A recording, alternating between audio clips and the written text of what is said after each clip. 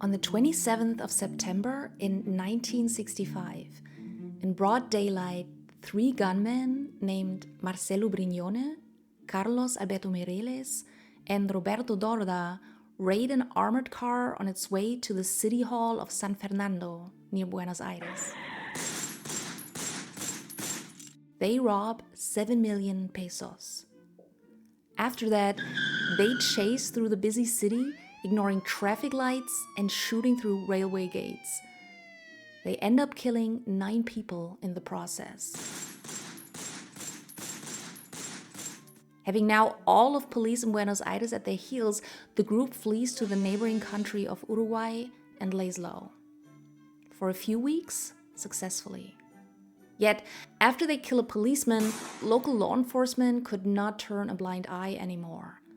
And on the 5th of November, 5 weeks after the raid in Buenos Aires, their hideout in Montevideo is sieged. And what ensues is a standoff that lasted for more than 12 hours and went down in Uruguayan history, involving 350 Uruguayan policemen, smoke bombs, Molotov cocktails, jackhammers, and lots of taunting, cursing, and shooting. And even the cops from Buenos Aires showed up.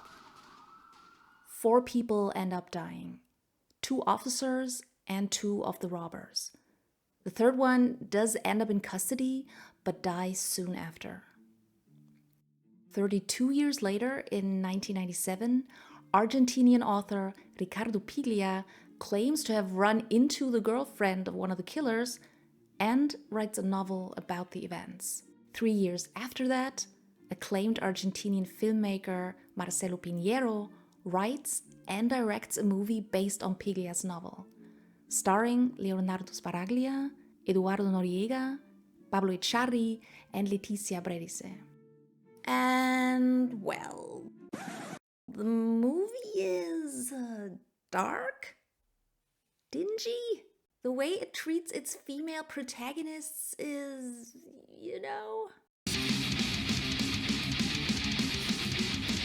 It has probably the slowest second act in an action flick you have ever seen.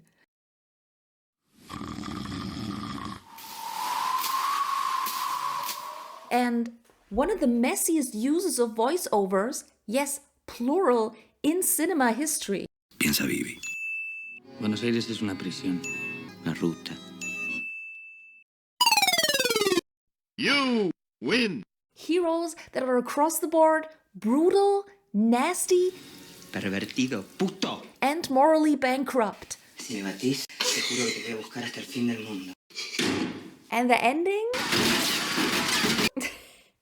The ending is as depressing and nihilistic as an ending can ever get. Sonica! And I love it.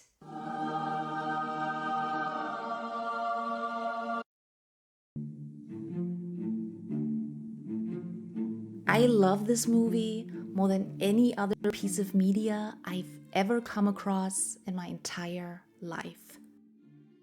I learned Spanish just to understand every single word that was ever written or uttered about it.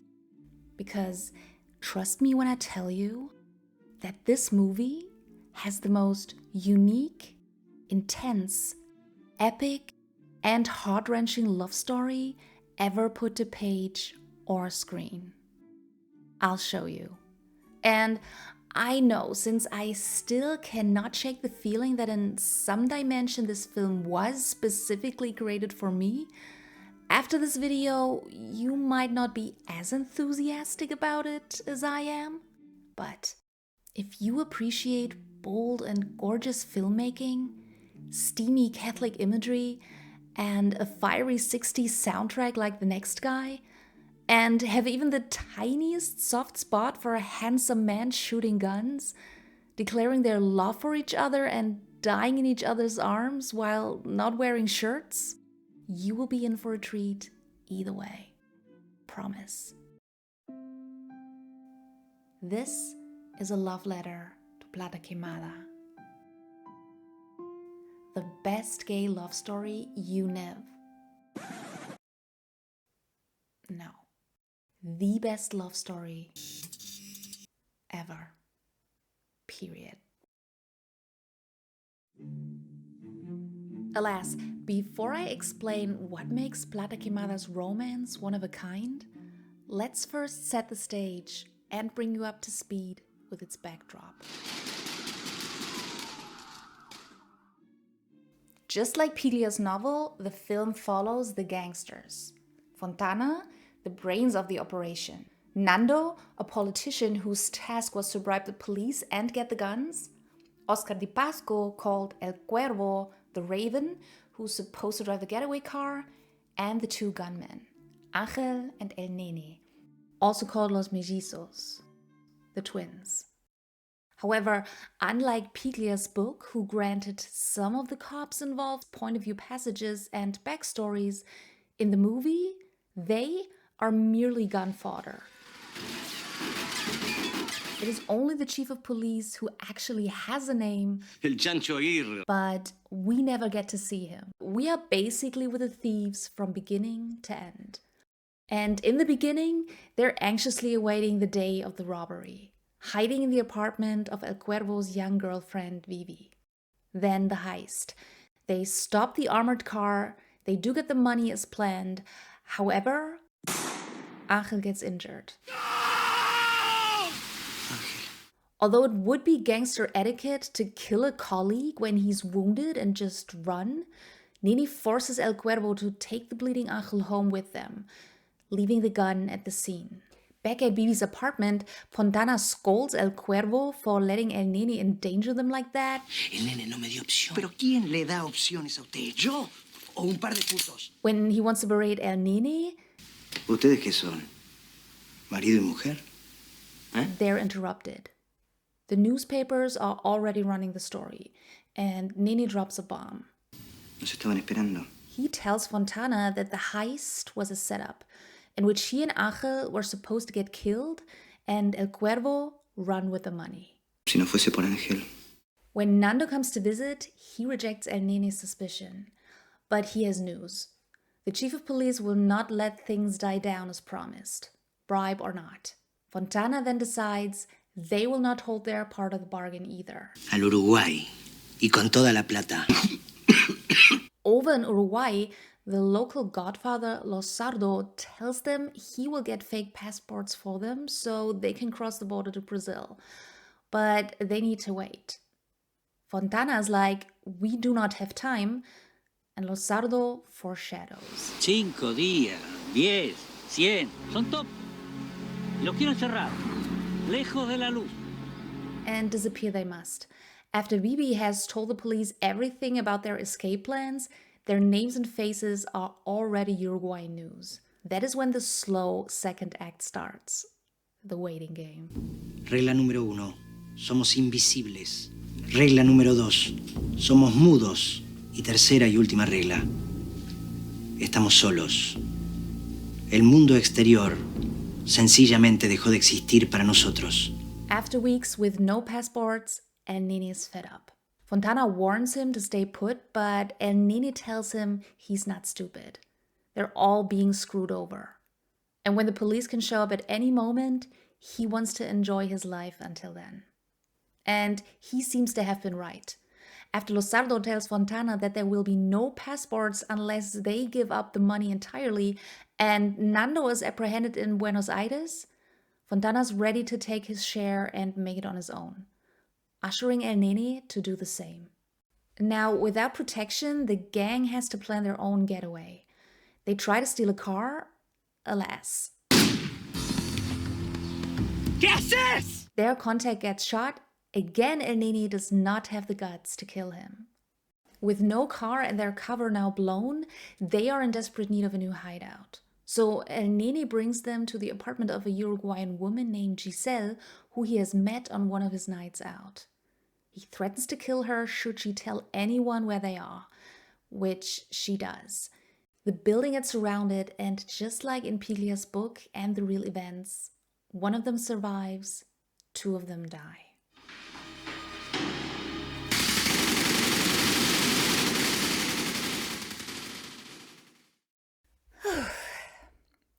time for the romance. So, one of the reasons I made this video and why Plata Quemada is so endlessly fascinating to me is that from a narrative standpoint, the romance literally shouldn't work. Just like its protagonists, the script breaks so many rules and omits so many things one should do to effectively sell a romance and a relationship. Like having a proper introduction of the characters. There is a reason why Gustav Freitag suggests to have some scenes of exposition before the central conflict pops up and the characters are swept away by the machinations of the plot. It makes you get to know them, to empathize, define the stakes. How can you judge the magnitude of the effect the story has on the character and her everyday life if you know nothing about them? And for a romance, when Murnau says that a romance is a story about the power of love and its ability to change people, you should tell me what is going to change if you want the love they encounter to come off as truly life-changing and powerful. And that is why a movie usually starts with an introductory scene in which the protagonist interacts with a seemingly random person or object to clue us in on them as a person and what their part of the universe looks like. An example? This is one time where television really fails to capture the true excitement of a large squirrel predicting the weather. Yeah, he's a cynical asshole. Another one?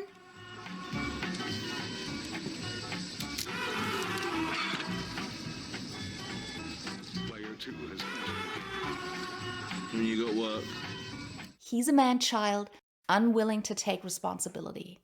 I wonder how they're gonna change. But standing here among the people of Punxsutawney and basking in the warmth of their hearths and hearts, I couldn't imagine a better fate than a long and lustrous winter. Something! Hello! Over here! Oh, boy! Okay, wait till I've gone, then get inside! Where? I won't be long, I promise. Come on, you basic busters, let's go! And you do not even need dialogue when you have the power of film language. It's history! It's art! It's Pick 'em up. Bang, bang.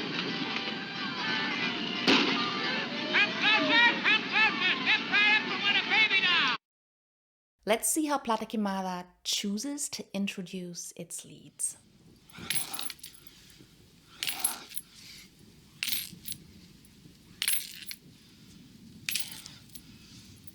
Les decían los mellizos porque eran inseparables. Pero no eran hermanos. Who is... Ni siquiera eran parecidos. Sir? Yeah. We have a narrator.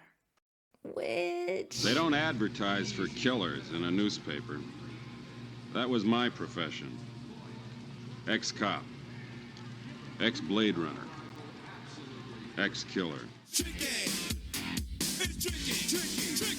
Why?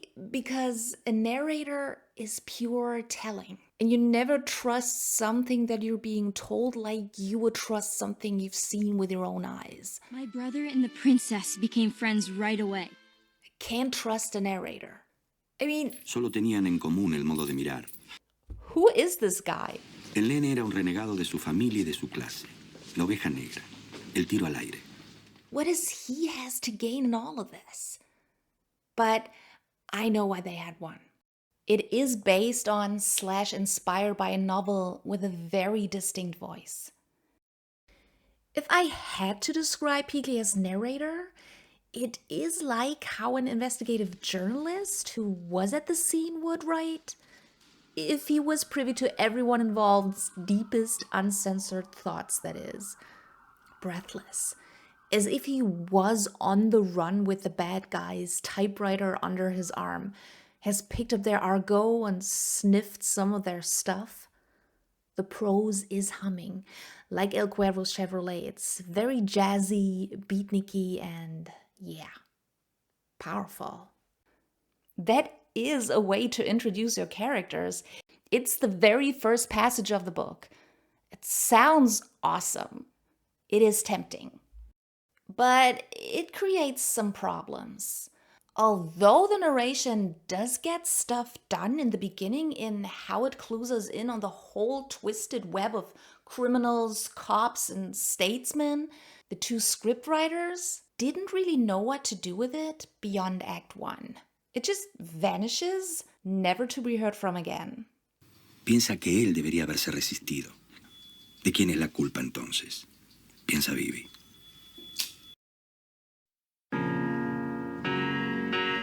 Which makes someone like me who likes structure wanna go. Plus, narrator man is not alone. We also get a voiceover from el NENE. Esperar. La mayor parte del tiempo hay que esperar. And from Ángel. Si nos quedamos sin semen, nos quedamos sin Dios. La leche es santa. That, hold on to your socks, switches in the very same scene. Buenos Aires. Vaya mierda. Peor que Bilbao. Peor que Marsella. Los dedos de Ángel huelen siempre igual. Huelen a madera recién cortada. A device which is also not used beyond midpoint. Y seguí construyendo casas en mi cabeza. Para dinamitarlas. You're blowing me no good, no good. Which makes me want to go. I am a surgeon! But where it really should become a liability is in the fact that basically almost all we know about our leads and their past is given to us via narration or voiceover. Okay, and NENE was rich and is the black sheep of his family and... Su piel era muy pálida. Pale as if he had spent more years in prison than he actually did. And Ángel? Ángel ni siquiera era de acá. Era pesado, tranquilo, muy supersticioso. Estaba siempre viendo signos negativos y tenía múltiples cábalas que le complicaban la vida. Right. Superstitious, foreigner, lost in his own mind. Well, thanks, Mr. Narrator, but may I also, see it? Se cruzaron por primera vez en los baños de la estación Constitución, a los que el nene acudía a veces en busca de sexo. Oh, great. A flashback. Ángel vagaba por ahí. Se había quedado sin un peso y no tenía dónde ir. Cool. I'm surely gonna find out why they fell in love and why I should care if their relationship succeeds or not. El nene le ofreció asilo en su departamento. Conmovido y casi a modo de prevención, Ángel le confesó su secreto. Oigo voces. Okay, that's good. That is bonding. Todo el tiempo. Aquí dentro. Oh, and now you're gonna tell me why el NENE did take Ángel in, right? ¿Venís o no? Oh. But I would surely get at least a hint of what attracts them to each other. Like, here? Or now? Something?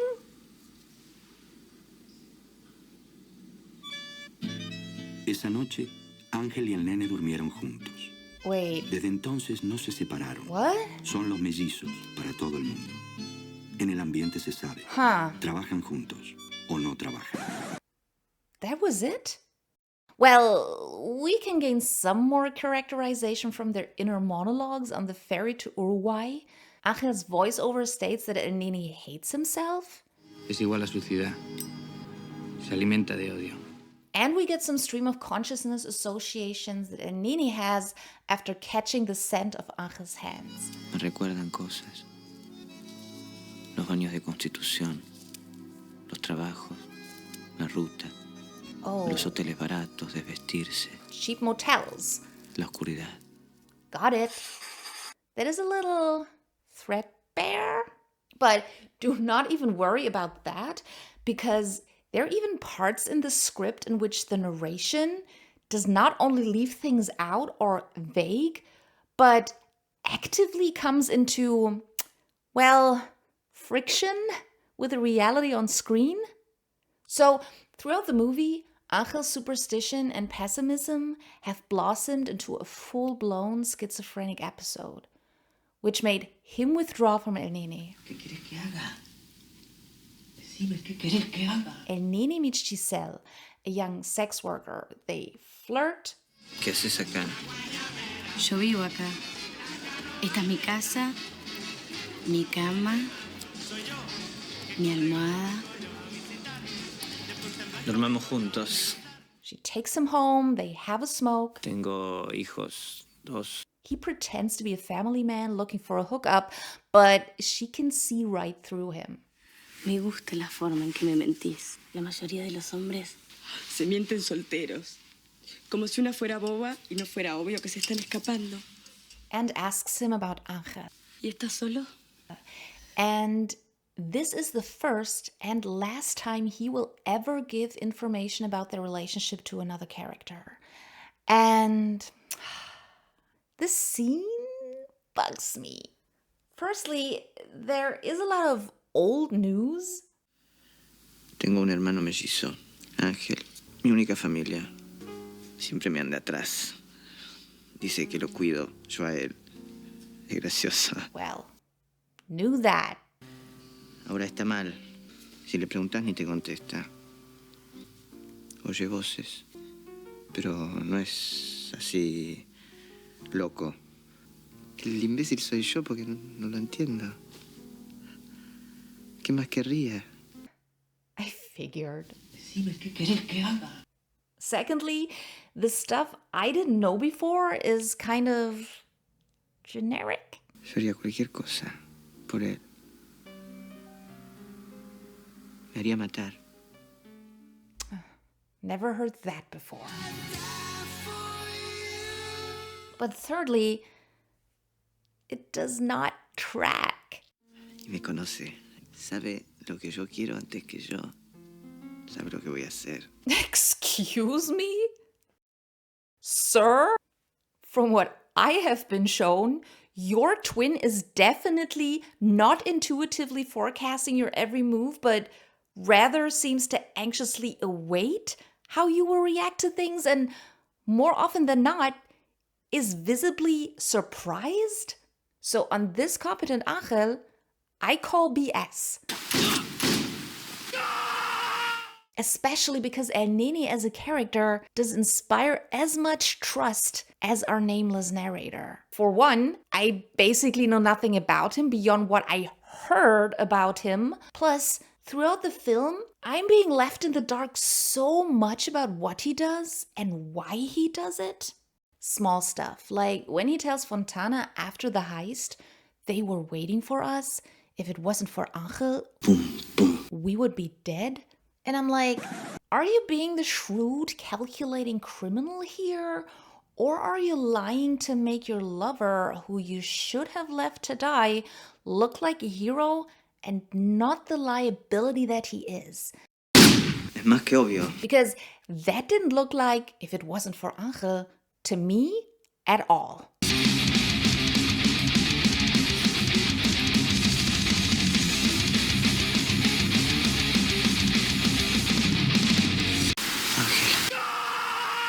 And even after the character-defining moments, I'm like... So, there is a little dramatic question popping up in the last part of Act 2. After Nene's hookup with Giselle, the boys take a trip to the beach. El Cuervo and Angel enjoy the moment, but El Nene is uneasy. Te quiero mucho, Cuervo, pero no tanto como para hacerme matar por vos. And at the beach, it is him who, when some of the partygoers are eyeing them suspiciously, says... Nosotros nos vamos. And then, at the end of Act 2, Fontana, his share of the loot in hand, bidding him farewell, tells him... Que cada uno cuide su culo. No se haga matar. No vale la pena. Will he be loyal with the gang and die? Or will he think of himself, leave them, and survive? And of course, later on when they are in Giselle's apartment, the question comes up again. La policía busca 4 hombres. Una pareja tendría chances. Hombre, mujer, vos y yo. ¿Harías eso por mí? Sí. Then Ángel appears. Ese es Ángel, tu hermano mellizo. Again, El Nene evades to choose his fate, Ángel. but then Giselle tells him point blank. Tenés que elegir.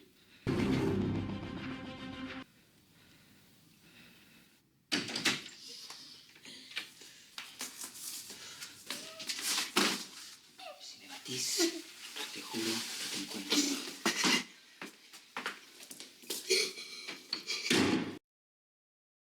Oh. Why again?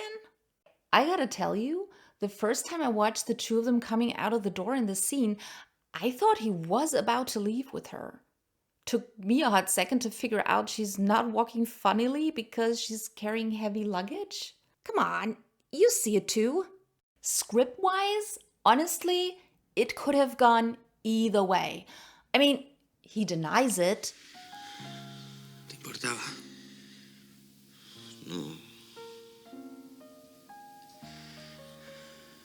Era un lugar donde esconderse, nada más. But in the scene before Fontana leaves, El Nene told her this. Tengo un montón de plata. Tengo que irme de acá. Quiero que vengas. She was waiting with her suitcase for the two of them to run, for God's sake. So, was he lying to her? To him? Es más que obvio. One will never know.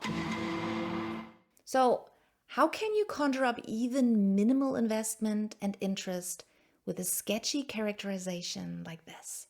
Well, for one, maybe showing stuff is not as important as I made it out to be.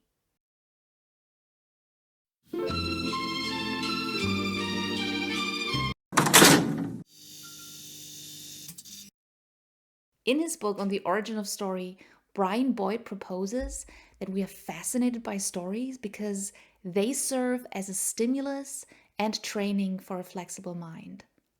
Like a play that energizes and challenges us physically, stories invigorate and push the boundaries of our intellectual, emotional, and social brain. And in Actual Minds, Possible Worlds, psychologist Jerome Bruner explains why we respond to stories so much more than to textbooks.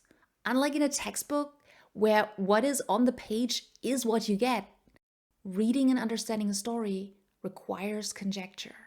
Like when the textbook gives you a bridge to go from one information to the next, a story throws some rocks into the stream but does not tell you which ones to jump on and in which order to do it to get to the other side.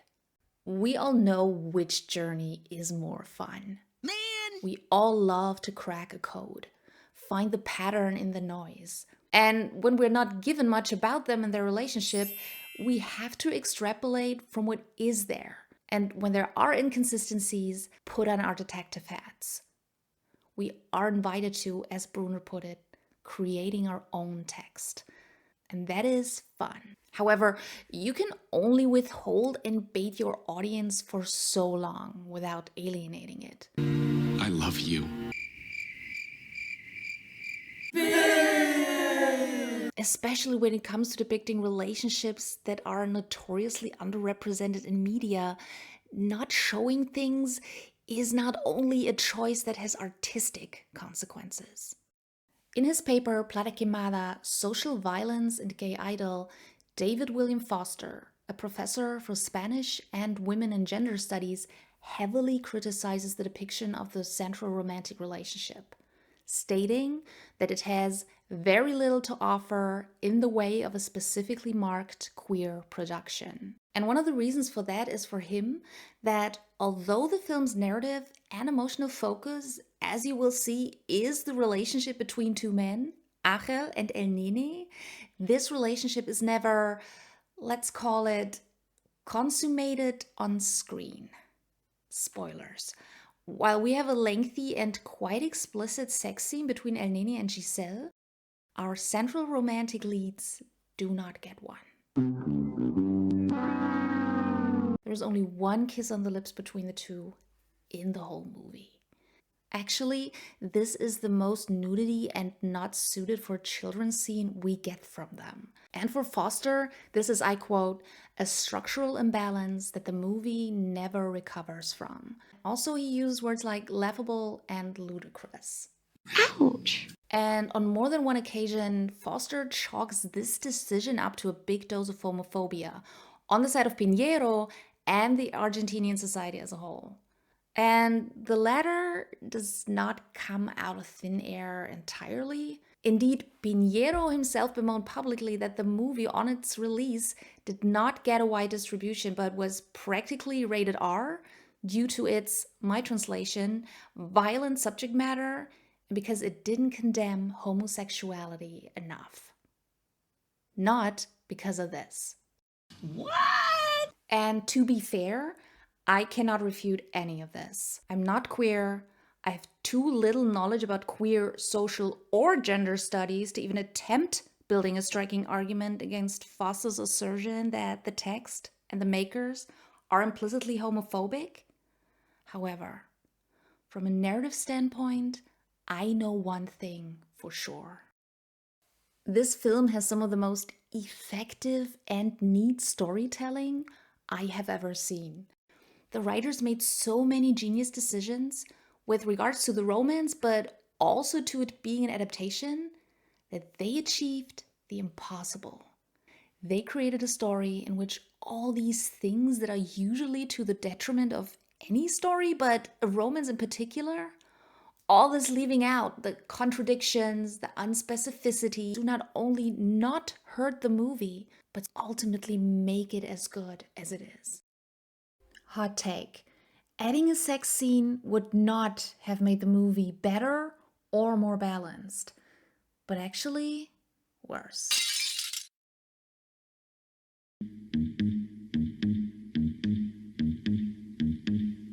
Mi amor, estás sufriendo. In an interview, Pinheiro mentioned that there existed 14 to 15 different versions of the script. And looking at Piglia's diary and the novel's epilogue, it becomes clear it also took him almost 30 years to find a way to write this story. And I totally get it. This story is a bitch to tell. First of all, it is based on real events, so you're pretty much forced to follow the basic plot points. The shootout is bound to be the climactic moment. Then you have the robbery, which is where the story starts. But what are you gonna do with your act 2? The section in which the action is supposed to rise? The real gangsters seem to have mainly partied, spending the money, changing hideouts, unbothered by the Uruguayan police that graciously ignored them. Yeah, riveting stuff. Stretching the heist out into the second act also makes little sense since this is not Ocean's 11. It was short and brutal. Which comes with yet another challenge, like how can you make a group of heinous killers compelling that everyone knows will die? As a procedural, it wouldn't work either, since no impressive detective work here. It took about 400 policemen and more than 12 hours to bring them down. As Uruguayan journalist Leonardo Abercorn said, it is the question why that makes the story interesting. Why die for some money? Why not surrender and live? And in his paper, Ricardo Piglia's Plata Quemada, The Queer Pietà, professor of liberal arts Herbert J. Grant argues that Piglia was able to answer this very question by virtue of adding one crucial element to the story: the romance between El NENE and El Gaucho Dorda.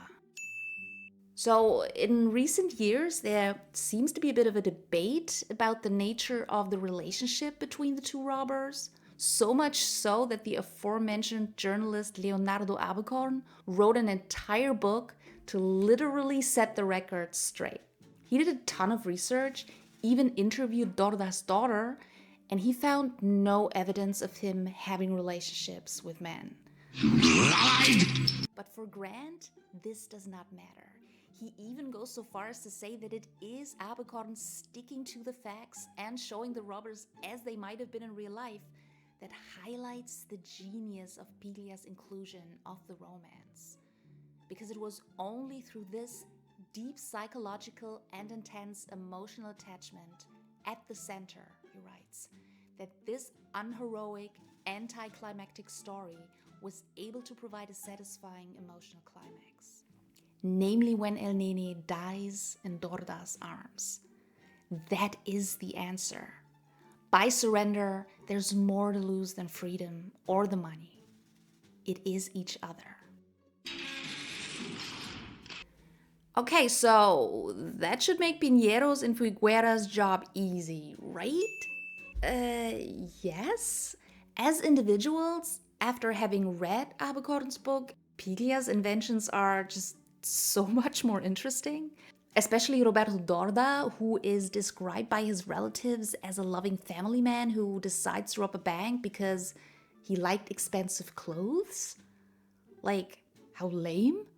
In the novel, he is a barely functioning drug addict, traumatized by all the institutions he was put through due to his mental illness. And El Nene, a tortured soul driven by a masochistic need to humiliate himself, forget himself. Great stuff. Their relationship, though? I don't know which story Grant read that made him come up with the words deep and intense, but on page, they barely exist as a couple. Yes, we are being told that they do sleep with each other when there is no one else at hand, that is. But we never see them interact romantically. There is a kiss at the end in, I gotta admit, a sublimely written death scene. But you could make them two queer best friends and nothing would change. Also, their relationship is absolutely unintegral to the crime plot. Them loving each other never helps or complicates anything. And they're not only untethered to the goings on outside, but also narratively speaking, untethered to each other. I mean, Dorda is basically a no-show for the whole second act. He has nothing to do. El Nene does not think about him once. Now, let me show you what the writers did to solve all these problems and why what they came up with is a storytelling stroke of genius. So, Narrator Man gave us everybody's backstory. We find out who planned the heist. And then we're suddenly back with Angel and El Nene. And we realize this is the night before the robbery. And then this happens.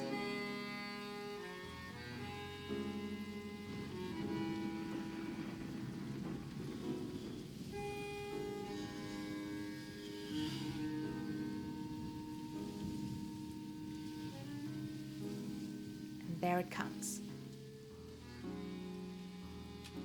Tell us, Mr. Narrator. Desde el comienzo de su relación, Ángel y el nene compartieron la cama, pero en los últimos tiempos, Ángel rehuyó el contacto sin explicar por qué. Por eso esperan el momento del asalto con una ansiedad nueva. Cuando trabajan, lo saben bien, vuelven a ser los mellizos. Yes. An interpersonal conflict between our two central characters. It's fucking genius. Firstly, for a story that lacks tension in the second act, adding another conflict definitely solves this problem. But also, this makes the two so much more compelling characters. Characters who are on the same page all the time are uninteresting. In the book, their scenes had no tension at all. You never wondered what's gonna happen when they meet, when they talk. Now you will. And that is Woof. Plus, it adds something else that makes everything so much more interesting and accessible as a narrative. A goal. It gives El Nene something to want. And that is crucial. First, that is at its most basic what a story is. You have a protagonist, something that he wants, and all the things that he has to do and fight in order to get it. In the book, NENE did not really want anything. He wanted to survive, sure. He wanted the money, but you never got to know why. He did the heist because he's a criminal and someone asked him to do it. And that's not super engaging. Studies show that it is above all goal-related information we remember from a story. And that makes sense.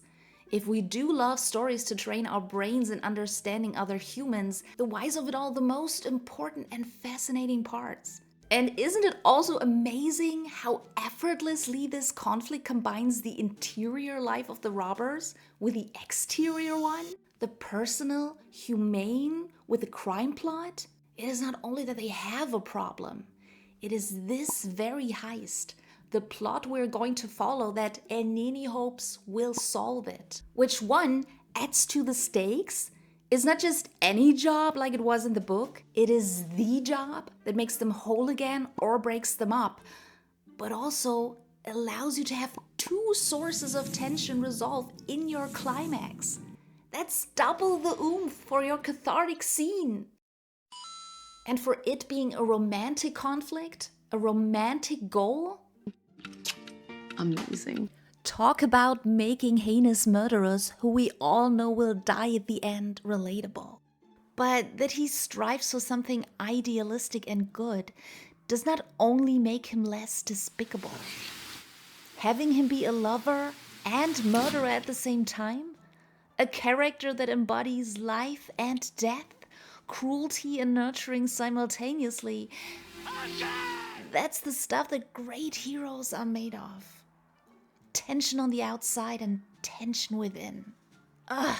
He's my best friend, he's my pal. He's my homeboy, my rotten soldier. He's my sweet cheese, my good time boy. And on that note, and this is just a personal thing, but what a unique, what an interesting conflict to give a couple.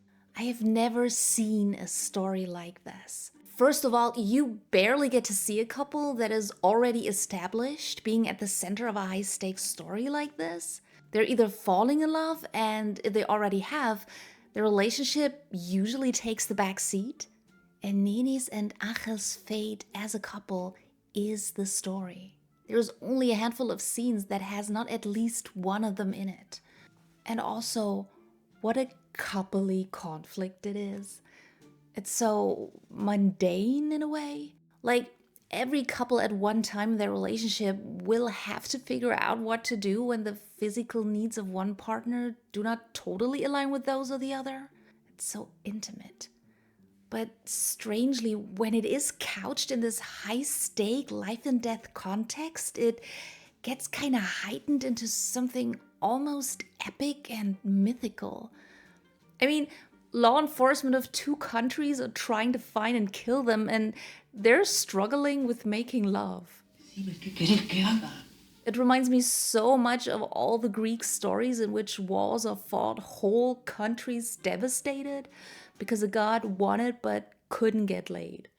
Ugh, it's... And speaking of epicness, there is another element that is just so clever in the setup of their conflict. So in the beginning of the second act, in a voiceover, we finally find out why Angel has physically withdrawn from El NENE. Por la leche. Hay que guardarla. La leche es santa. Si nos quedamos sin semen, nos quedamos sin Dios. Yes, it is Angel's mental health that is causing them to have relationship trouble. First of all, what a unique, what a fascinating dynamic. I have never seen a romance in which one of the leads has a serious mental condition. Aquí dentro. And through their love, through finding a routine and workarounds, they're able to rock it. At least short term.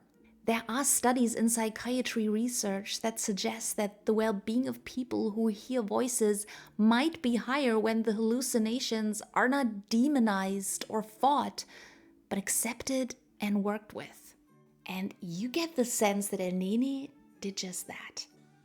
En eso no. Like when he shoots in the air to get Angel's attention, as if he knows amongst all the other voices he will probably not be heard otherwise. Yeah, he has stated that he sometimes feels like he is one of these voices. Las voces le hablan normal. Como que lo guían. A veces pienso que yo soy una de esas voces que le suena adentro. It's beautiful. And when Angel rejects sedation, when El Nene wants to get the bullet out of his shoulder, because... Prefiero el dolor. Por las voces. Nos mantiene a raya. You can see how frustrated El Nene is, but he holds it in and right away switches to something else. Nena, oye, en la pieza del fondo hay una botella de whisky, tráela. As if knowing there is no arguing when it comes to Angel's voices. They are boss. Or when he wakes Angel up, Tranquilo, tranquilo. lying so routinely to not upset him. Dije algo. No. How he makes it a point to say to Giselle, Oye voces. Pero no es así loco. because we will find out later that it is Angel's weak spot. ¿Miras por oligo directamente o miras por puto? He's way more hurt by being seen as crazy than being called gay. ¿Oíste lo que me dijo? No soy un retrasado infeliz. Me llamó puto. Te dije puto. Glorious. Yet, while the voices are an intimate thing between them, they also, again, add to the mythological element the story has. I mean, he is called Angel. They are the twins. We have El Cuervo and Nene. They are already larger than life. However, when we also add that Angel refuses to have sex because he's afraid that by spending their semen, their souls will be damned, Piglia alludes to Catholic imagery when he describes in El Nene's death scene Dorda holding him like one holds the dying Jesus. But putting these ideas in the center of our conflict, souls, the divine, hell, it gives everything so much more weight. It makes you think that they are fighting for their own type of redemption, that their battle is bigger than them. But wait, that is not all. Having Angel's delusion being the real antagonist, the thing that keeps El Nene from getting what he wants, is just so smart and really makes their love story as powerful as it is. Because despite all the shitty things that they do to each other throughout the movie, their love always stays pristine and unblemished. There is never a doubt that either one of them would just leave everything else if the other was finally available again. The writers have Angel specifically state multiple times that he desires El Nene just the way El Nene desires him. En inglés, ojalá se dice I wish. I wish significa yo deseo. Deseo al nene. That he longs physically for him too. Yo también tengo ganas. Yo también quiero. You can see his inner battle in that glance alone. It is solely the delusion that makes him withdraw. And not only that, Yo lo quiero salvar. Lo puedo salvar. with his withdrawal, what he ultimately wants is to save El Nene. El nene no entiende que lo estoy salvando. Si nos quedamos sin semen, nos quedamos sin Dios. So it is not only El Nene that is torn apart inside, but Angel as well. And it is a tragic coincidence that the way they want to take care of the other, save the other, just does not line up. La leche es santa. And that is one reason why I just cannot buy into Foster's headcanon that making Angel refusing to have sex is a devious ploy to have them not physically engage with the other throughout the movie. As if the scriptwriters sat in their office and one was like, shoot, we want to make a cool heist movie about a popular historical event, but damn, it involves a famously gay relationship? What can we do to not make the homophobic Argentinian cinema goers uncomfortable? Oh yeah, have one of them reject the other. They could have gone the homophobic route, not mention desire for the other at all. Sports guy chest bump. Or frame Giselle as an overdue way out for El Nene, and it is only by happenstance or El Nene's past immorality that he does not end up redeemed and safe in the arms of a woman. How can anyone say they shied away from depicting desire between men when they made it the emotional and structural epicenter of the narrative? Hot take. Nothing bad would have happened, death and all, if both of them would have just gotten laid during exposition. There is never a doubt that their desire for each other is something healthy and constructive. The one thing that is uncorruptible and uncorrupted. It is what elevates them above everyone else in the story. And now looking at the conflict they chose to center in the narrative, I think it is apparent why there is sex with Giselle, but none with Angel. If the story is all the things the protagonist does to get what he so desperately wants, you do not give it to him. You make him feel like he got it, only to snatch it away immediately. It is the lack of balance, the longing that is unfulfilled that keep El Nene moving, active, and as mesmerizing as he is. The story's heart beating. And I think that it is very deliberate that there is no on-screen fulfillment in the beginning too, because I truly believe that when this movie left you frustrated and imbalanced, that didn't mean it failed. Because looking at all the artistic decisions its creators made throughout, I cannot shake the feeling that this movie did not only want El Nene to long until he can't take it anymore, but you, the viewer, as well.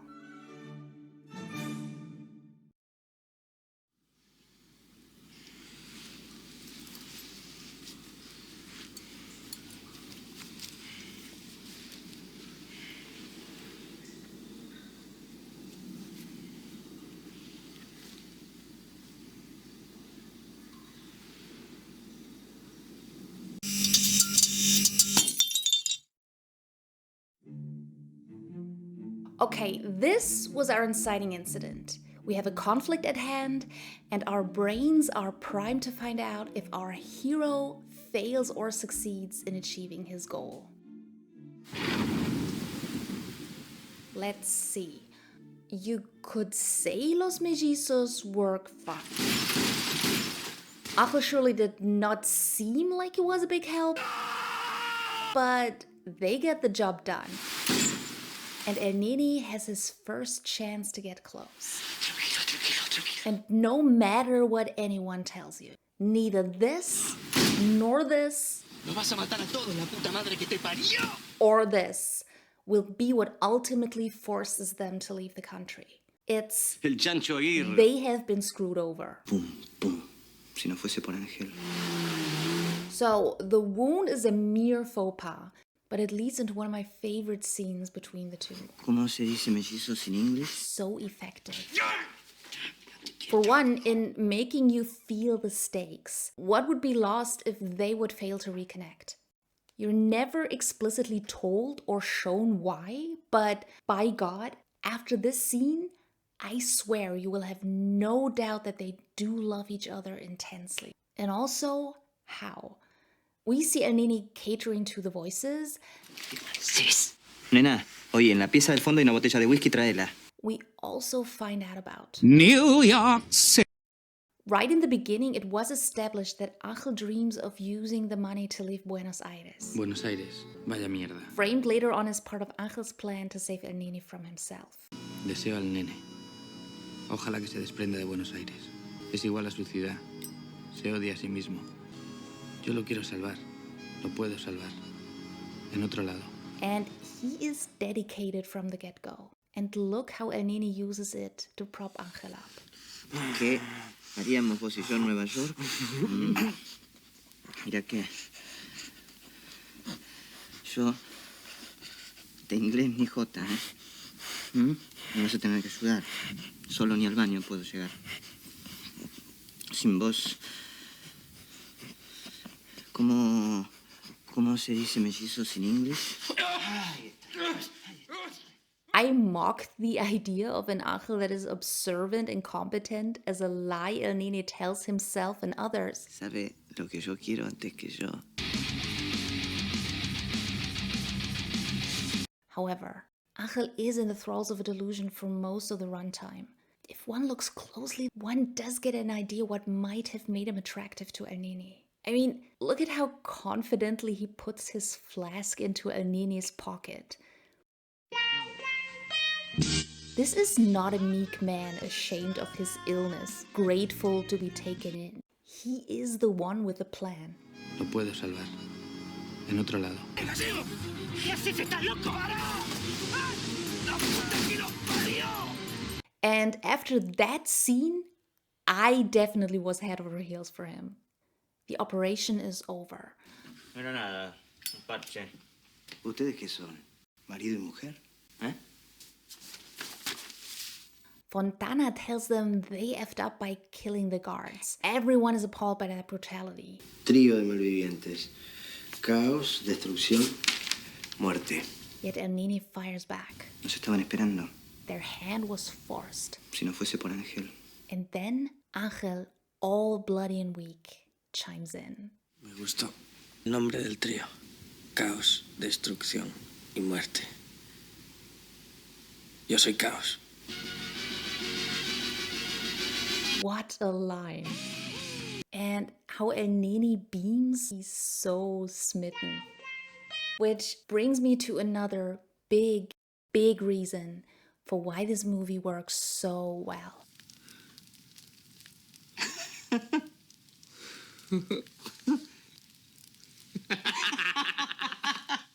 The acting. In interviews and the behind-the-scenes feature, Noriega describes the vision he and Sparaglia had for portraying Ángeles and El Nene's relationship. Buscábamos era algo tan difícil y tan bonito como que estos dos personajes tienen un vínculo que yo me imagino como una barra de acero irrompible, conectados siempre. Y queríamos que hubiera que eso estuviera en las miradas, que eso estuviera no solo cuando tienen una escena de amor, por así decirlo, sino cuando están enfadados o enojados. Queríamos que existiera ese vínculo, esa conexión.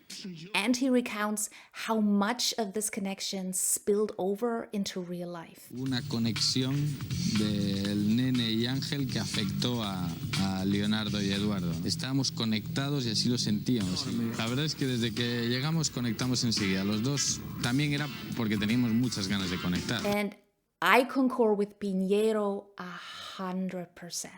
Yo no sé si Plata Quemada tiene algún mérito, pero de tenerlo, sin duda se lo debe enteramente a ellos dos. Muchas gracias. Buenas noches. You can write that two characters know each other in and out, emotionally and physically. Tengo un hermano mellizo y me conoce, el hijo de puta. But it is another to convey it on a visceral level. And these guys pull it off in a way I've never seen anywhere else. As we have established, there are not many romantic scenes between the two in a traditional sense, meaning scenes that end in a kiss or making out. But hell, does every scene they are in seem romantic by the framing and the acting alone. I don't know if it comes across all chopped up, but every moment they share oozes affection.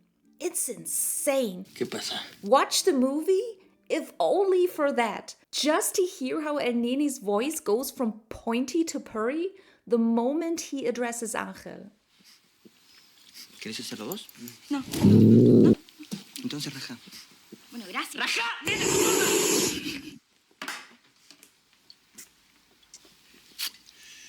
Quietito. ¿Estás seguro que no querés un toque, no?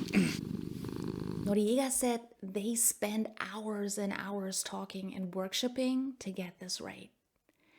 And by God, they did it. I would die to know which parts from what we see on screen actually came from the script and what was added by the actors. The thing El Nene has for Angel's hands? Like, remember El Nene's opening move when he tries to entice Angel for the first time? Yeah. Seems innocent enough, right? Until you realize that Angel's fingers are literally the symbol of the sexual power he has over El Nene. Los dedos de Ángel huelen siempre igual. Huelen a madera recién cortada, a pólvora, a sangre. He becomes jelly the moment they get near his face.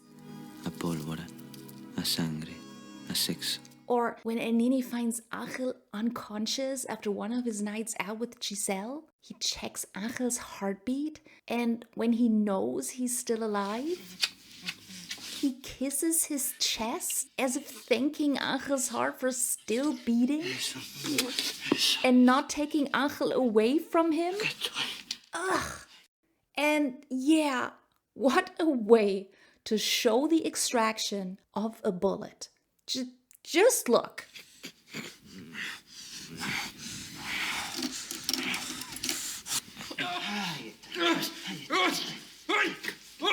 And at one point, Ángel is screaming so loud that NENE has to put his hand on Ángel's mouth to keep him quiet. And then he kisses his own hand as if to ask for forgiveness for this act of violence he has to commit, while calming Ángel with this purry voice of his. Man. And when it is over, Ángel's hand enters the frame, smearing blood all over NENE, who doesn't even flinch. And then our last glimpse at Ángel, exhausted, half naked and beautiful, bodily fluids all over him, doused in light. I mean, it is not only a NENE. As a viewer, you definitely also need a smoke after this. For real. In every scene, even if they're just in the same room, you sense that their minds are preoccupied with the other, that their emotional compass points to the other, trembling. Wow. And if you want them at their best, ironically, this bloodfest is probably it. The conflict will take up speed from now on, and the answer to the dramatic question is a hard no. That means frustrating NENE and us. Where did it go? Where is it? Looking for this.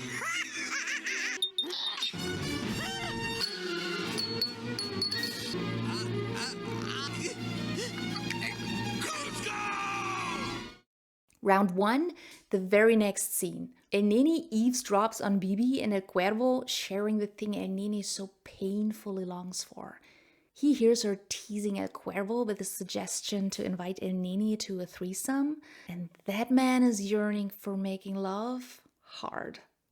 Then on the ferry, NENE tries again to seduce Ángel, but Ángel's delusions are in full display. He tells NENE not to light a cigarette on the boat because of the ghosts that are following them. Son más livianas que el agua y brillan. Por eso te siguen. Se creen que eres una de ellas. But poor NENE can't help it. Los dedos de Ángel huelen siempre igual, a sexo. There is a moment of unity on the beach at El Cuervo's costs, but we are in the second act, and there is only one question that you should ask yourself as a writer now. How can I make my conflict worse? And the next scene does this masterfully. So NENE approaches Ángel to tend to his wound. Again, he cannot help himself. Ángel? What Ángel? No? But now, the rejection is unambiguous and harsh. No way to brush this off elegantly the way he did before. Now NENE is not hurt or disappointed, but angry. Yet, what did the writers do right afterwards? El nene no entiende que lo estoy salvando. Si nos quedamos sin semen, nos quedamos sin Dios. Yes. La leche es santa. They clue us in on Ángel's motives. And this does a lot of interesting things. One, this diffuses Ángel as an antagonist to NENE immediately. We're not as angry as NENE is, but empathetic. No es por las voces. Me gritan puto, marica, santo. But also, you do not get the time to wonder, does Ángel reject NENE because he never loved him? Or because Angel thinks their intimacy to be something immoral? Sé que le hago daño. No. Y no quiero. The movie does not let you doubt their love for the other for 1 second. Yo también tengo ganas. Or let it be marred by morality. Yo también quiero. None of the two is at fault. It's a given. Everything that will happen not because they love each other, but despite. And also, in this moment, Angel becomes a romantic hero as well. Deseo al nene. And now we have suddenly not one, but two goals. Two conflicts aimed at each other in our story. Both unable to be realized or released by forces out of our character's control. Desperate yet, let's raise the pressure even more. Somos invisibles. El mundo exterior sencillamente dejó de existir para nosotros. And yes, in the following montage, the filmmakers did a great job to capture the claustrophobia, the mind-numbing dullness that comes with being on the lam. Esperar. La mayor parte del tiempo hay que esperar. Como en la cárcel. Te preguntas cómo llenar el tiempo. Te convertís en eso. Una cabeza. Un cráneo. But how it renders Pilia's words even more powerful and beautiful that NENE this time is not only a criminal trying to cope with the spiritual death that is imprisonment, but also a man whose love and desire have no place to go. Turning into a brain, a skull, this time becomes not only a way to buy the time until you're free, it is also an attempt to silence one's own body. No puedes coger, no puedes llorar. The scene of the pain you feel when you long unrequitedly. Te queda la cabeza nomás. The object of your desire, achingly close, but still too far away to reach. You're blowing me no good, no good.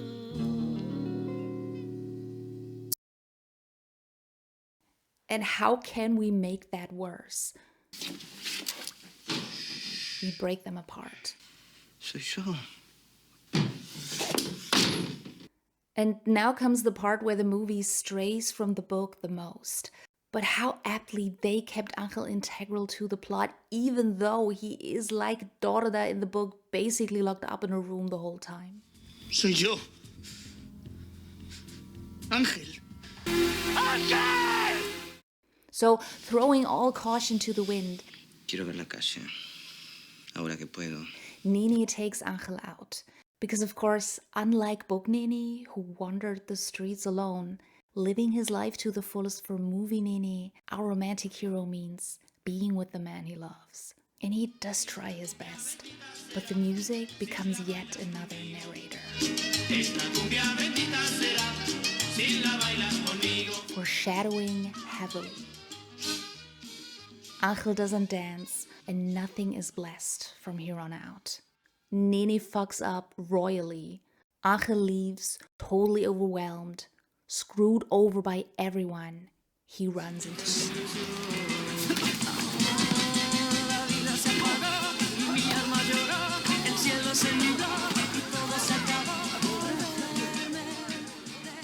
La sangre de Cristo.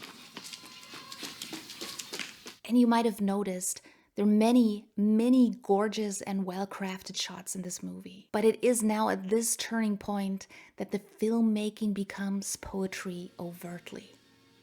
The twins, the couple so lovingly captured in the same frame until now, is sliced up by the editing. No doubt, they are two entities now. And they might walk with the same pace, the same gaze still, but their directions couldn't be more different.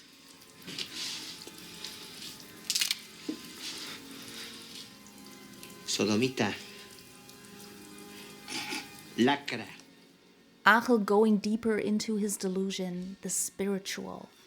NENE into the carnal, the violent, a twisted version of their first encounter.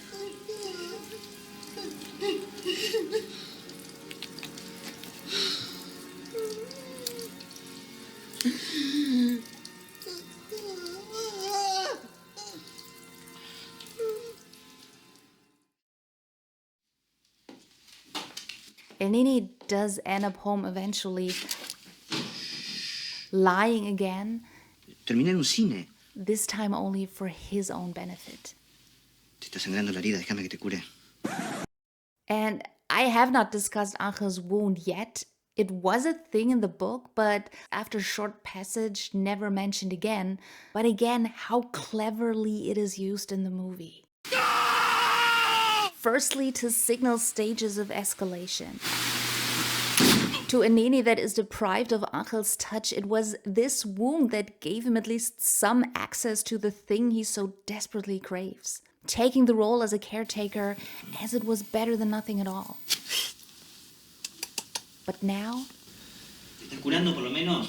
that avenue is blocked. Decime qué querés que haga. But also to heat us and NENE up. It is not by accident that this is the first thing we see in the movie.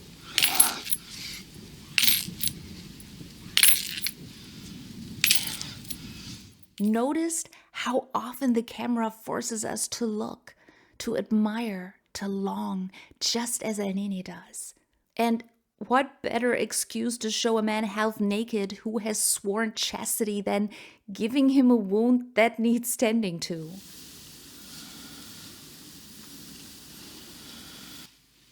Te está sangrando la herida, déjame que te cure. Soy yo. And yes, this needs even more escalation. Instead of violating a stranger, NENE strikes up a full-blown relationship. Paso telas. Sos lindo, porteño. And for Angel, in his self-imposed isolation, learning English is not enough to keep the voices and his fear of losing NENE at bay. And again, back and forth editing may show their separation, but it is the simultaneity and the doubling of images, two things penetrating a body, that signals the bond still exists. And when NENE finds the barely alive Angel afterwards, he still steals as much physical affection as he gives. Now that Angel's too weak to reject him. However, both being conscious, they cannot come together. On their trip to the beach, El Cuervo unintentionally reveals that NENE has a lover. Something that, again, was a no issue in the book. Que no extraño la vi viéndolo ustedes dos tan de luna de miel. Que no soy ciego yo, ¿eh? Y tengo que llevar dándoles dar la vuelta al perro, la vuelta a la playita. Mira el chupón que te... And now both of them have reached their breaking point. Just like me. ¡Piso, baja, nene, al piso, al piso! ¡Nena! ¡Pará! ¡Ahí al medio! ¡Al piso, nene, al piso! ¡Todo el mundo abajo y nadie se mueve! And I know, I've touched upon the acting already, but if we are talking escalation and ramping up desire, it has to be noted. Because if mirror neurons are a thing and we do mimic movements we see subconsciously, what would this movie be without this man's performance? He's my sweet cheese. I mean, Es más que obvio. Sparaglia's facial expressions, the way he can emote, makes you feel every bit of hunger, self-hatred, love, and despair that NENE suffers from. Soy yo. If the camera revels in the beauty of Angel's unattainable body, it is NENE's tortured face that it inebriates itself with. Vida mía, lejos más te quiero, vida mía, piensa en mi regreso. But it is not only his face. In the behind the scenes, you can see how Sparaglia pumps himself up for the role. And it shows.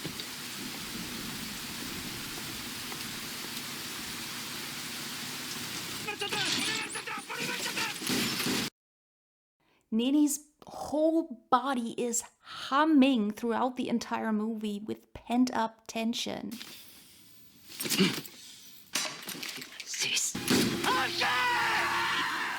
this movie has a uniquely visceral, haptic quality to it. You do not only see the sweat, the blood, the snot, the smoke, and the dirt, but you sense it. And I do believe that this is in large parts due to Sparaglia's intensely physical, embodied performance.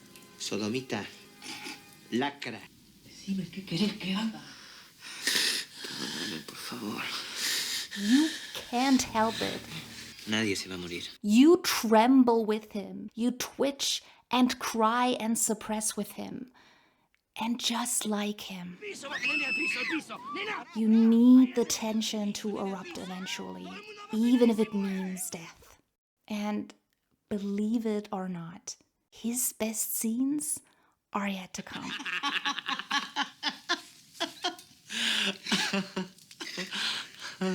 No es el mejor momento. Now, back to the show. Our third and last juxtaposition sequence. NENE asks Giselle to flee with him. Tengo que irme de acá. Mi hermano se fue. Vení conmigo. And the theme that was established in Angel's and NENE's falling in love flashback plays. Vida mía, lejos más te quiero. Vida mía, piensa en mi regreso. The quintessence of what longing is, till it concludes. Angel destroying the symbol of their future together. But again, the editing, if only by timing and cause and effect, tells us their bond is still intact. It is just a rubber band stretched to its painful white maximum.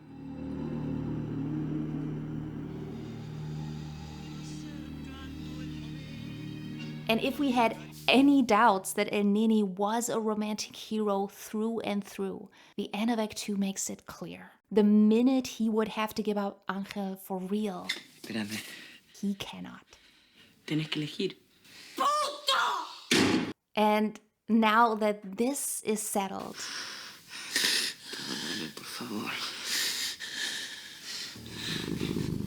hell, meaning Act 3, can finally break loose.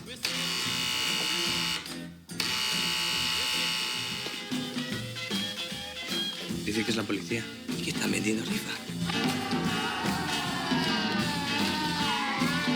¡Las luces! And it is strangely frenetic and playful in the beginning. Dame un traguito. Un traguito. ¡Cállate, Cristo! They are the twins again, a unit in which, as Piglia has put it, one knows the movements of the other by heart.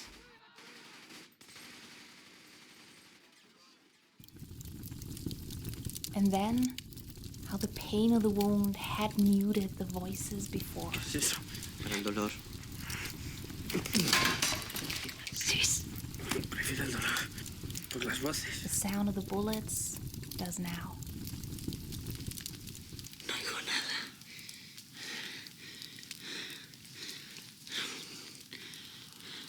Las voces se fueron.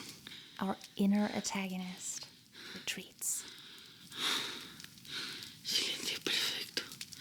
And finally, NENE and us get a taste of what everyone was waiting for in the very first scene.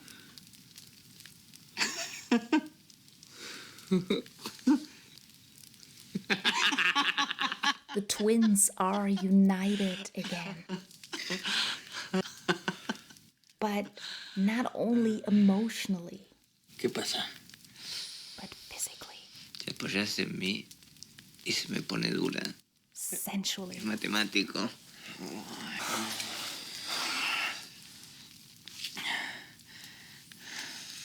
A mí también. And at last,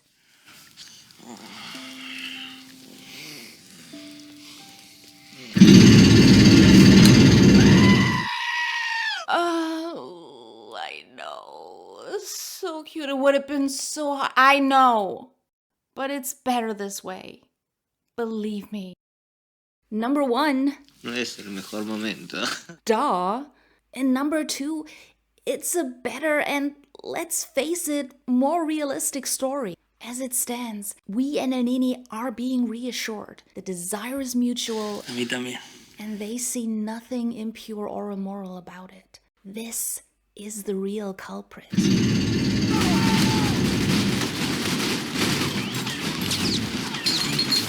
It is the outside world that is hunting them down and wants to extinguish them. It stands in the way of their happiness.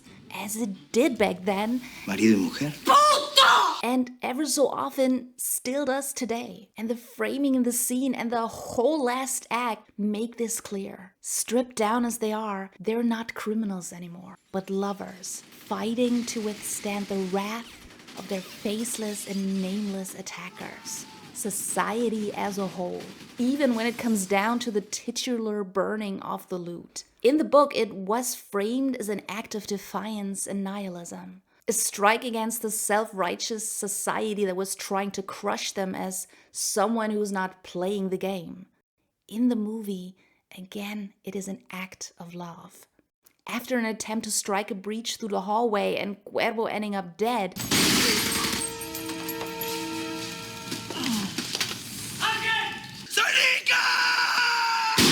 it is Ange's melancholy that drives NENE to bring them one last moment of triumph before.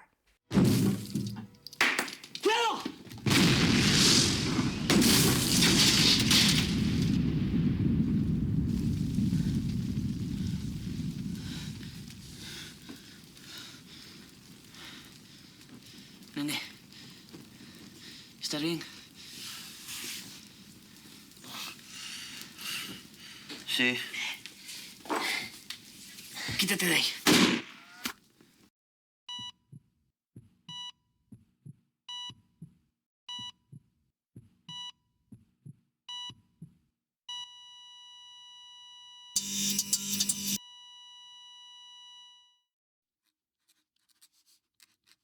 There is one text that comes to my mind when trying to understand what makes this movie so impactful and haunting to me.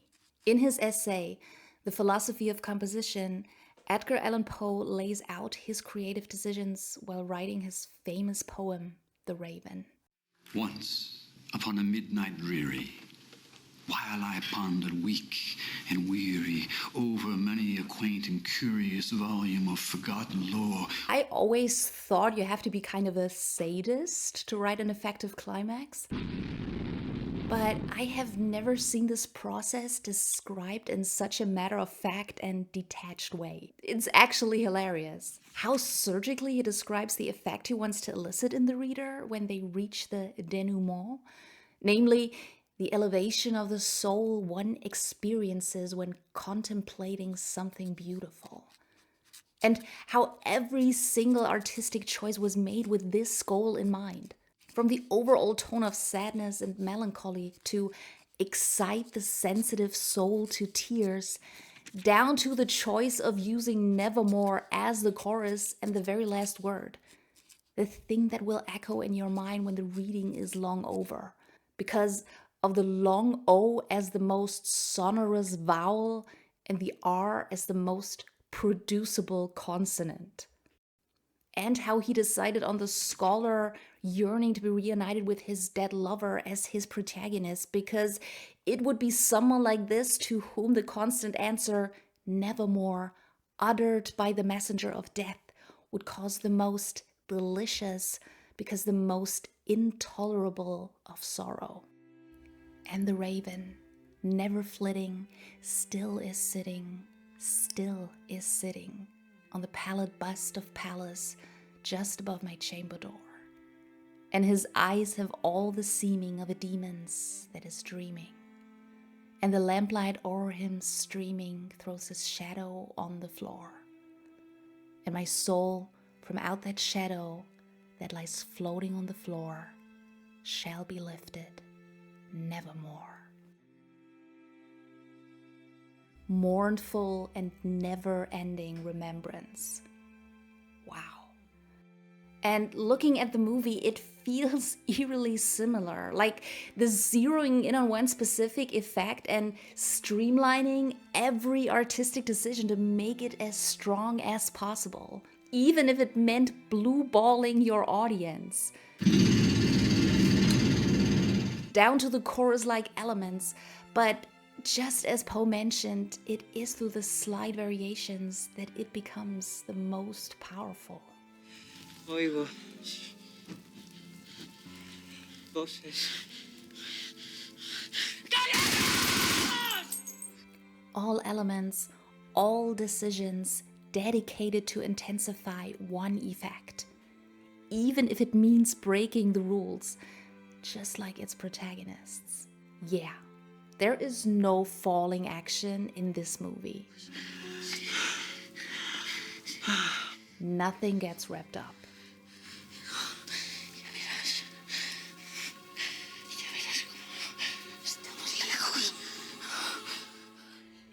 In the book, there are passages that reach beyond the timeline of their relationship, into the past, but also into the future. Sprinkled throughout the book are the musings of a psychiatrist who examined the surviving Dorda. And after Nene's demise, Dorda resists, taunts the police some more, and reminisces about his past and theirs as a couple. Not here. Just like in Poe's poem, the conflict is pumped up to the max, and then the peace stops.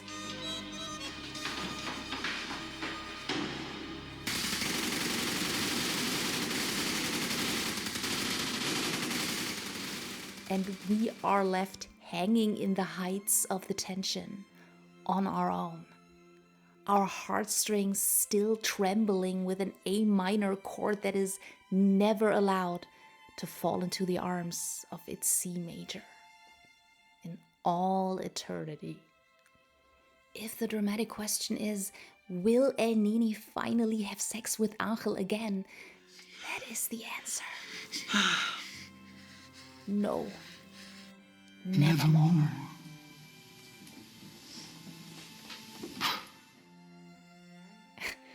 You need to be a sadist, huh?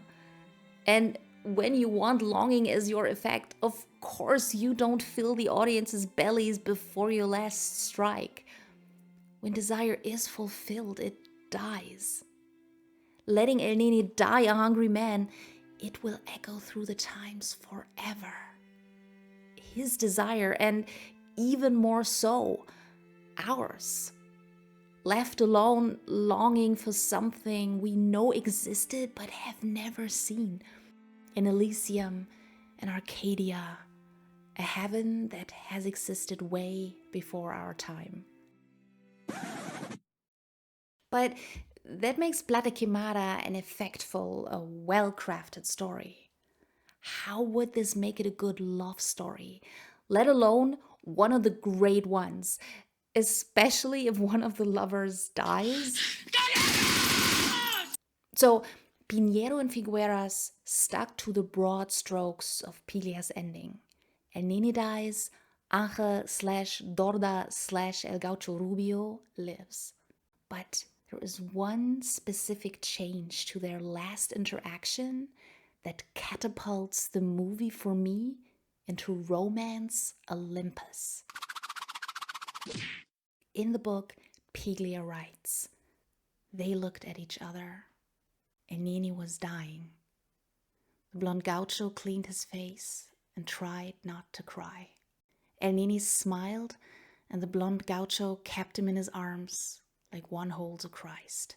El Nene sat up, leaning on an elbow, and said something into his ear that no one could hear. Probably a phrase of love, half said or not said at all. But the gaucho sensed it and kissed him while he expired. And now let's look at what our Nene does. What the last thing is he has on his mind before taking his last breath.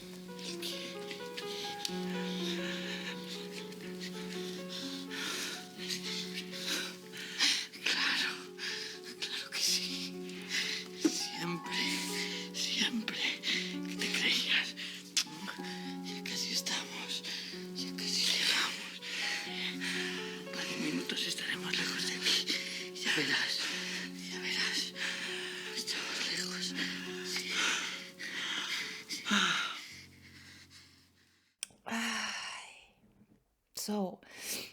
I might be wrong because we cannot hear the question, but I think it can be inferred that our NENE, just like OG NENE, might have whispered into Angel's ear that he loved him, but also he asks him. Claro, claro que sí. Siempre, siempre. He feels the need to know, does Angel love him back? Which means he did all this, risked freedom and peace and life, not only being unsure if Angel would ever accept him physically again, but also without even knowing if he was loved in the first place at all? For real, who else has ever risked so much for love without knowing if they would ever get anything back in return? This is the stuff that the classical romantic heroes did. And by classical, I don't mean classical. I mean classical. Like roaming enemy waters, fighting gods and monsters for decades just to get home to the one you love stuff. Descending into the underworld and playing for the hellhounds to bring your lover back from the dead stuff. Swearing eternal love and allegiance, knowing all too well you will never be able to even touch that person ever stuff. Hasn't Merlin mended your wound? It is deep. But not only that, for me, he is a better hero than all of them. Because one, technically he did all of the crazy stuff they did, like being tempted by sirens with riches and life secure. Hombre, mujer, vos y yo. Still choosing the risk of a journey home. Putting aside his needs for the bliss of the carnal side of love, for the pursuit of its most divine, most selfless and idealistic form. ¿Por qué secreto? The love that gives without expecting anything in return.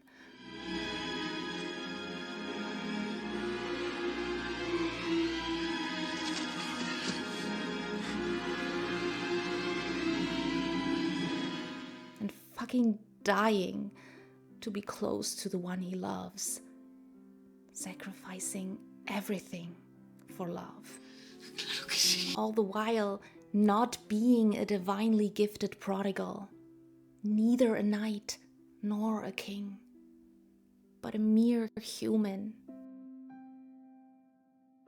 with flaws galore. I mean, talk about self-sabotaging. Terminé en un cine. Me dejaste solo. So badly is it that he needs love, and to be loved, he cannot even go for 2 months without it. Full of hate for himself. Pervertido, puto. Yeah. He was right. Wasn't he? Y me conoce, el hijo de puta, ni que me hubiera parido. Competent, observant, Ángel. Es igual a suicida. Sodomita. Se odia a sí mismo.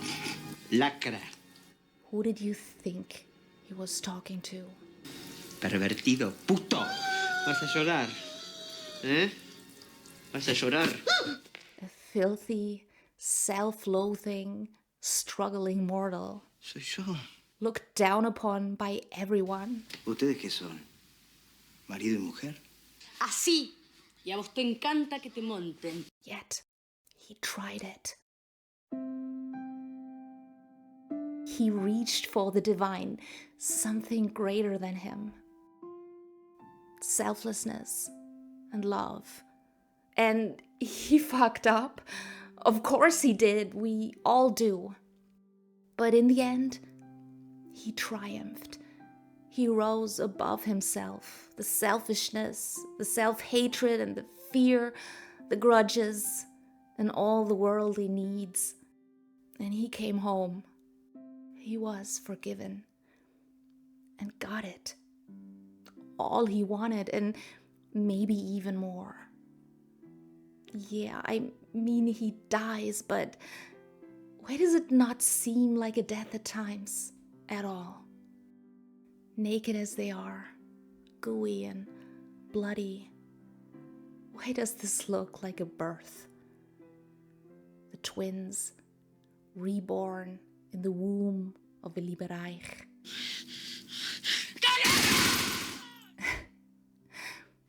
And isn't it that what love can give us? Us filthy, selfish, needy mortals, flickers in time, transcendence, being more than we are, more than a lonely atom, more than a sack of flesh. Eternity. And you know what? The good love stories, they can reassure you of this, that no matter how low and flawed you are, no matter how much you fucked up, by loving, you can reach beyond yourself. That there is something greater for all of us if we just stare. Something that is more powerful than death. But the great ones, they also make you feel it. Love. It feels strange to say that I love a thing, love a fictitious character, but that is what it is. It's like I had a hole in my soul that had the exact shape of this movie.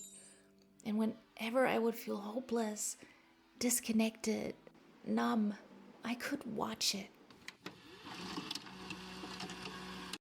And it would lay itself around me like a blanket, or rather, an armor that would make me be able to face this overwhelming world again. An armor made of humanity? This specific poignant trait of humanity, this reaching for the divine, despite or maybe even because of all the flaws we have. And it changed my life. As I said, I would probably have never learned Spanish or met the father of my child. And I would not have had the inspiration for a phenomenal story that made me want to write, that made me want to learn how to write. And yeah, motivated me to start this channel in the first place. And I don't have many dreams, except of course like gaining an audience or happiness for me and the people I love. But I don't want to go places or have stuff aside from one thing. I would love to be able to send Leonardo Sbaraglia a list of questions and he would answer them for me. Ugh, I want to know everything. Because I love his character to bits. I love him for his sluttiness, his gentleness, his boundless need for connection, and his courage to reach for something bigger than him. And that makes him for me the greatest romantic hero of all time. And yeah, there is no objectively greatest love story. You know that. Because you probably do not have a hole in your soul like I do, and if you do, it might not be Plata Quemada shape. But honestly, if you watched until now, it probably is. Because why else would you find this video in the first place and watch 90 minutes of me geeking out about it? And if that is the case... Hey, how are you, Gorge? You have an impeccable taste. Let's be friends. And if against all the odds, you're someone who has never seen it before, yet somehow found the video and are still here, by all means, watch it. Without my babbling, with its wonderful soundtrack, NENE's purry angel voice, and their sexy, too cool to enunciate all of the consonants accent. La oscuridad. And If you have a hard time finding a version with English subtitles like I did, no worries, I gotcha. You can sign up for free on my Patreon and watch it there. No paywall, no costs. And if you liked it and want even more, I also have made a video of me reacting to it. Okay, this is so stupid. Welcome. Today I'm gonna watch Plata Quemada because if you think that this was all my thoughts on the movie, from a narrative standpoint, I think this is it's good. But in the end, it's the effeminate version of homosexuality that is getting here. The audience reacted when it came out, which actor was supposed to play Angel originally, and what the true storytelling problem with this scene is. And if you like my style and have the means, consider becoming a patron to decide which movie I should cover next. So yeah, watch it. Definitely. But do it only if you're ready to carry a blanket around with you, an armor made of longing, pain, and tears for days, or even longer. Because this is not a run-of-the-mill love story, it's the best. This love is contagious. So be warned, because once it caught you, it might leave you nevermore.